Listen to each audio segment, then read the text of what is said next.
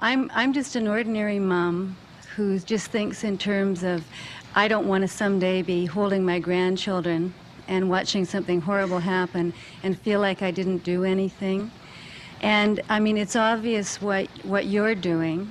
And my question is, on a practical level, where do you see the most practical place to put your energy? I mean, tonight I feel in overwhelm, like I feel like it's too big, it's too much to even make a dent in. The way things change is because lots of people are working all the time. And, you know, they're working in their communities, in their workplace, or wherever they happen to be, and they're building up the basis for popular movements which are going to make changes.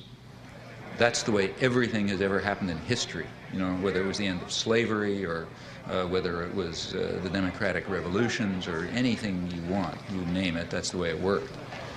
You get a very false picture of this from the history books.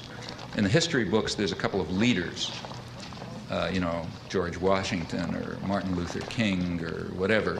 And I don't want to say that those people are unimportant, like Martin Luther King was certainly important, but he was not the civil rights movement. Martin Luther King can appear in the history books because lots of people whose names you will never know and whose names are all forgotten and who may have been killed and so on were working down in the South.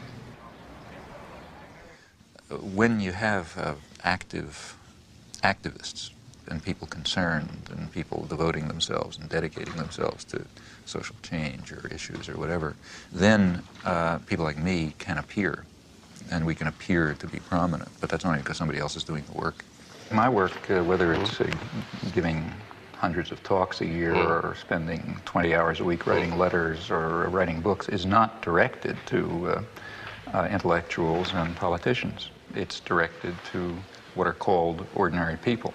Yeah. And what I expect from them is, in fact, exactly what they are, that they should try to understand the world and act in accordance with their decent impulses, and that they should try to improve the world. And many people are willing to do that, but they have to understand. And in fact, as far as I can see, in these things, I feel that I'm simply helping people develop courses of intellectual self-defense. What did you mean by that?